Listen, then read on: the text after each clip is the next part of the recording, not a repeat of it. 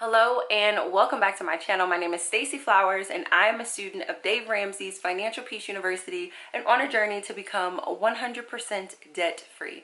My current debt is nearly $200,000. I'm on baby step number 2 to repay all of my debts. I work for myself part-time and last month I made $4,300. In this video, I'm going to be going over my November budget report card. So if you're interested in that, please keep watching. So for the budget report cards, I'd like to start them out with a reflection because for me, this journey is a lot more than just dollars and cents. So my first reflection question is, what am I grateful for? And the number one thing that I'm grateful for this month is this community. This community has been the kindest, most generous, most community, what's the word for community? Engaging community in all the land. And I mean that from the perspective of what's happening in the comment section with so many of you guys sharing your wins and how much debt you've paid off, and then you guys encouraging one another and giving tips to one another. That's been amazing. And then just the general comments that you guys have for me, it's been incredible to see how many of you all have really just engaged with one another and engaged with me and just really created just the most outstanding community in all the land, right? That's amazing. But then in addition to that, the community has gone above and beyond in terms of sending monetary and in-kind gifts. I've received so many gifts this month, and it feels like it's an impossible feat to thank you guys outside of just saying thank you upon receipt when I get things. But it's been, you guys are blowing my mind. I can't even, it's wonderful because it's nice to be reminded that humanity is as kind as it actually is. And I'm seeing that in your generosity of monetary gifts as well as in-kind gifts, but also in the generosity that you guys have in engaging in dialogue and having respectful conversations in the comment section. I just appreciate you guys so much. I'm so grateful for that. So number one thing that I'm grateful for. The second thing that I'm grateful for is my family, for making it possible for me to come home or go home, or for me to go to my hometown to visit with my son. My family is amazing. I love them. And I'm just super grateful for them making it possible for me to be able to do that and spend time. My son is incredible. And if you guys are following me on Instagram, I did put up a couple of snippets and things like that about him. So it just is easier to share snippets on Instagram because it's just in real time. He's a whole entire teenager. He's 16, so he's not a baby that's gonna be doing the same thing for hours where I can take pictures and nail him down. It's I gotta get it quickly if I'm gonna get it. So for those of you guys who got a chance to catch snippets of him on Instagram, that is my son. I just love him so much.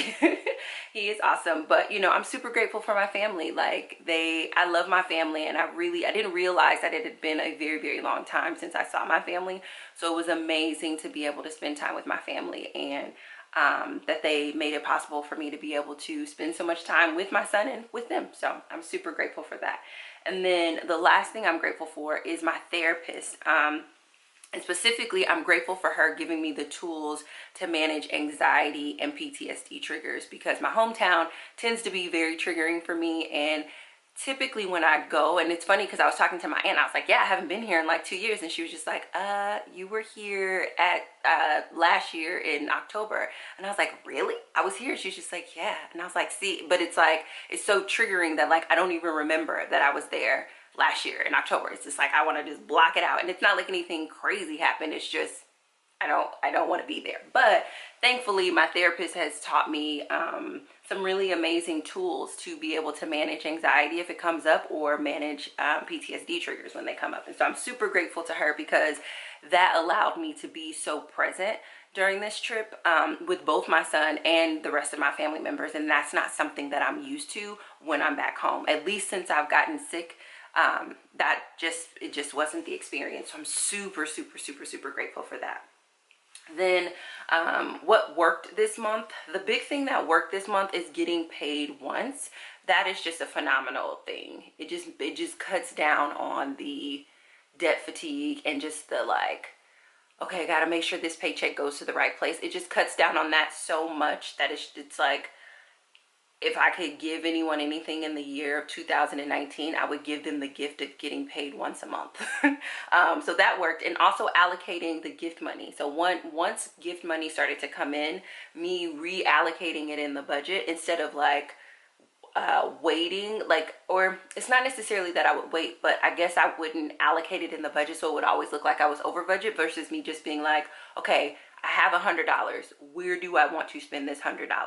And typically with gift money, some people say specifically spend it on debt, but most of you all, when you're sending gift money, you're specifically saying, you know, get something special for yourself, buy yourself something nice.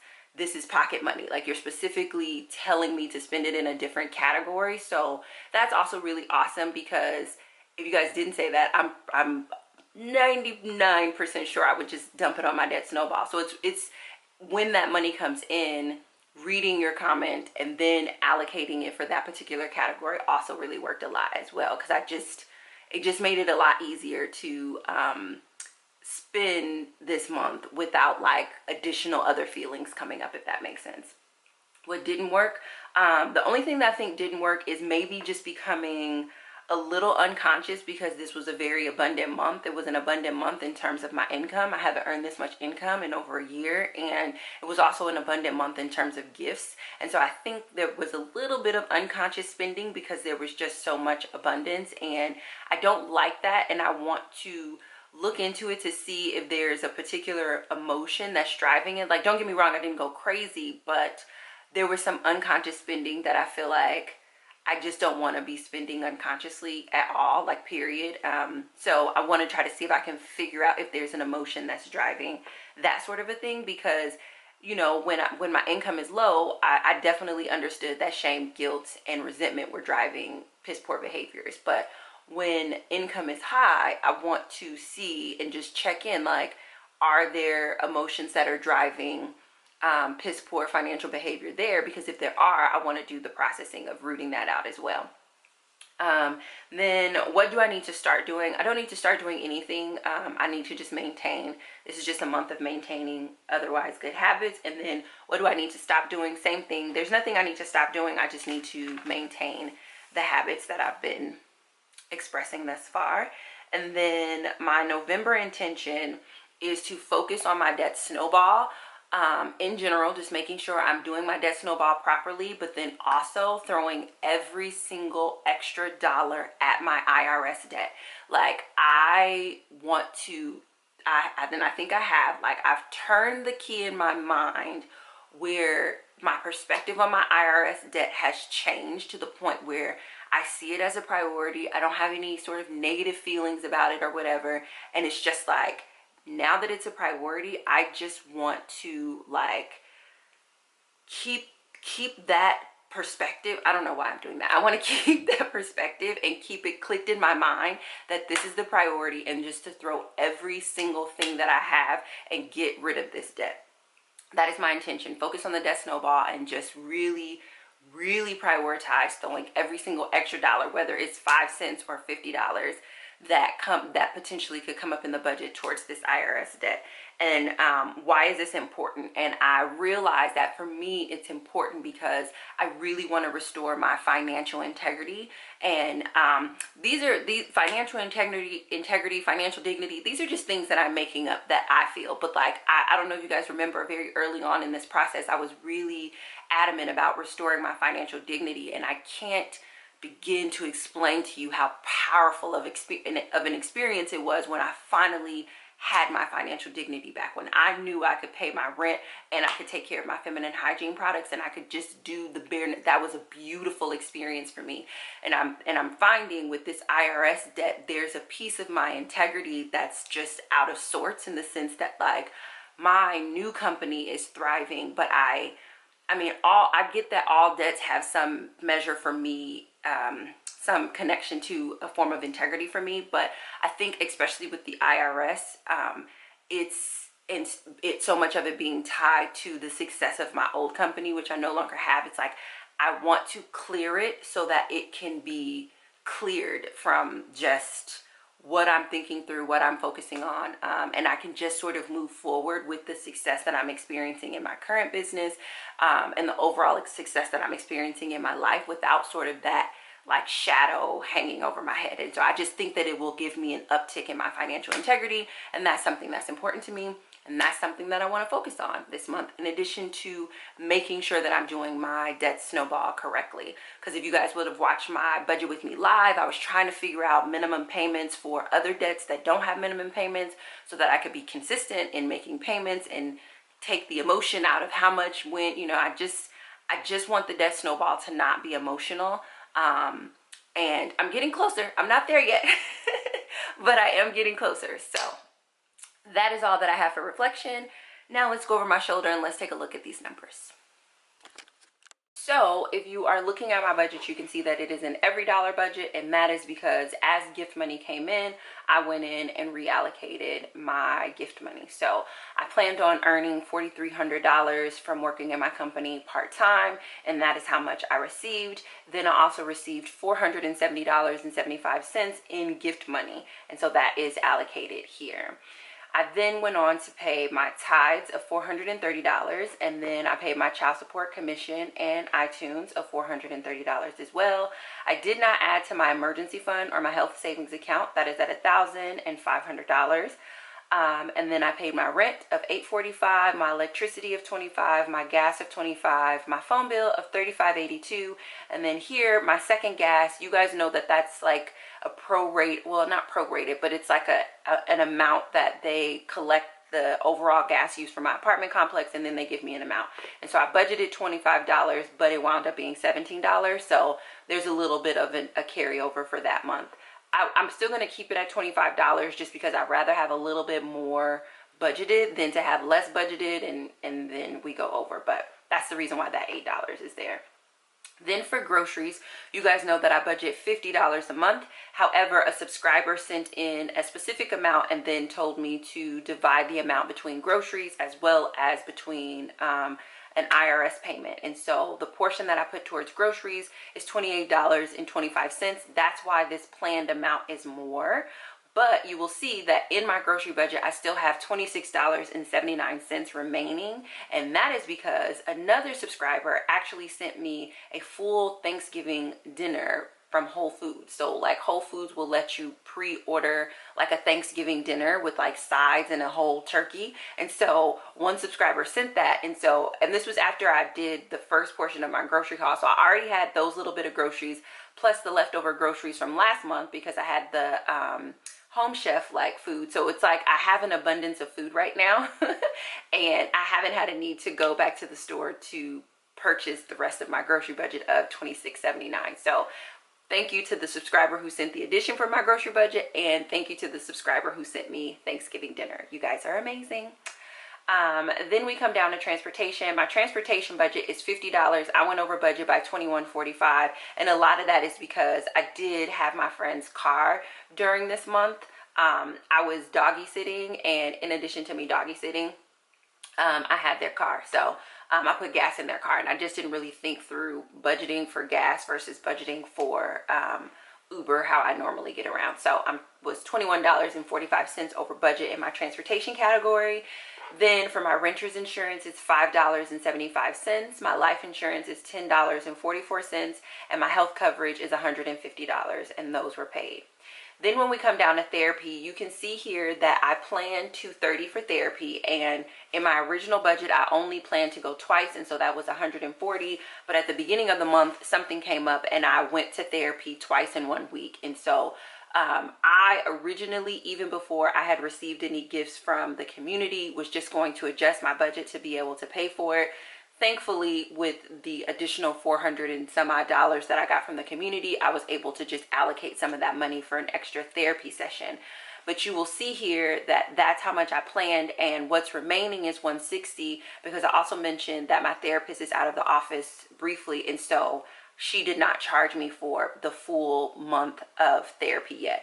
But it's not because like I have a bill. It's not because I have like a debt with her or a bill. It's just I'm assuming she just is not in the office, in her own office, to make that charge. But that's still in my checking account for whenever she returns to make that charge.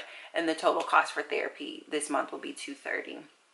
Then for clothing, I have a budget of $350, and that is because originally I had a budget of $60 to spend on a winter coat, and then through several gifts from the community, I was given $290 specifically to spend on winter items, and so that brought my budget to $350. You can see I still have $18.20 left over, but I did purchase a coat, and I did a little bit of a winter haul. My coat that I purchased was $275.70, and then my winter haul so far is $56.10. I do have $18.20 to spend, and so once I spend that, then I will I will do a winter haul for you all. So that's that. Then pocket money, I actually didn't spend pocket money. I just think I didn't spend pocket money because I literally felt like I had some sort of money in my pocket to spend every single day this week, whether it was me spending it via a gift card or, like, for example, the clothing. So I think I just didn't consciously tell myself you have $10 in pocket money, so I just never took that $10 out of my account. And then for laundry, I originally budgeted $7.99. And just to bring my budget to zero, I upped it to $9.90, but I still went over budget. And a lot of that just has to do with, you guys know that I purchased new linens this month, and so for my bed, and so that was an additional load that I don't typically have to do, and so that's what kicked it up just a little bit. I didn't purchase personal hygiene, household pantry, or anything like that. Home decor, there was an expense there. I did buy a bed frame, and then I did purchase a couple of items that were beyond the items that I got with my gift card from Amazon, and so that total came to $260. And so for the total that came to the $260, I took the $200 for my bed frame out of my original budget, the original $4,300 that I made. So if you guys remember, when my original payment towards debt for the month of November was going to be a total of $2,000, I took $200 of that $2,000 to get myself a bed frame, because originally I wasn't planning to buy a bed frame because I didn't know that there would be a brand partnership with a mattress company. But fortunately, that's something that happened, and I made the decision to invest in a bed frame. So that's where that $200 is coming from. And then the $60.59 is the money that's coming from additional gift money that I received, in the sense that when people are like, spend this on whatever you want, get something nice for your house, etc., etc., that is like money that I put in there. So that came to $260. And then if you come down, there's one more category, miscellaneous, where I spent $31.42. And this is literally like, I think that some of this may be postage. I'm not for sure what this is, but when I was looking in my account, I was like, there's through, you know how like sometimes the label that the merchant uses, it's not very clear. And so that's what it was for this $31.42. I'm like, I literally can't remember. And I don't like that. Like, that's what I meant in the reflection about unconscious spending. Like, I should know where I spent this $31.42. I don't like using miscellaneous as a category in general, like just as a practice in general. So yeah, that's a lot for miscellaneous category for me.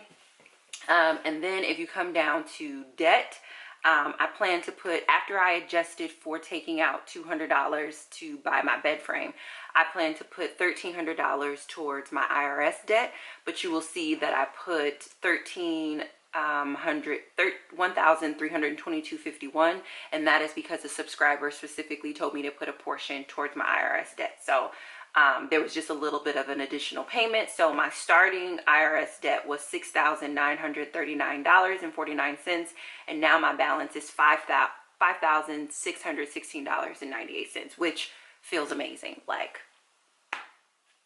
it just does. Like, as much as I was like, do this, I don't know if I said it like that, but you guys get the point. Like, you kick and you scream in the beginning, but it does actually feel really good to one, be in position to pay, but two, to see that number drop by 1,000. Like, that's an incredible feeling. Then for my medical bill, I mentioned that it increased. Dang it, I didn't update it in here. Darn it. I will share the updated medical bill one, total medical bill, but I made a medical bill payment arrangement, and so my minimum is going to be $250 for that to get that paid off. So my new balance is not $664.55. I apologize, but I did put $250 towards it. Then for City Girl, we decided in the last month, or the budget with me live, that my minimum would be $250. That's what I paid anyway, but that'll be my minimum moving forward. And so let's see, what is my new balance with City Girl? So my new balance was, I thought I was under, okay, so I've been under 5,000. I don't know why I thought I was under 4,000. I'm under 5,000. So my new balance with City Girl is $4,739.96. And so overall, all that feels good. I'm super excited to have put $1,800 towards paying off my debt. To give myself a grade, I would give myself a B- for the month of November, and a lot of that just has to do with, you know, I'm not terribly disappointed that my laundry budget went over. Like, I could easily say that that additional money was the cost of my home haul in terms of me laundering my linen so that I could put it on my bed. So I'm not terribly concerned with going over there, but this unconscious 3142 here, it's dinging me a point because it's unconscious and I don't know what it was. But also it clearly wasn't planned or a part of the budget, so that's like bringing things down just a little bit. And then I also went over budget on my transportation, so I could have gotten an A. I get an A when I stick to my budget. That's how you get an A.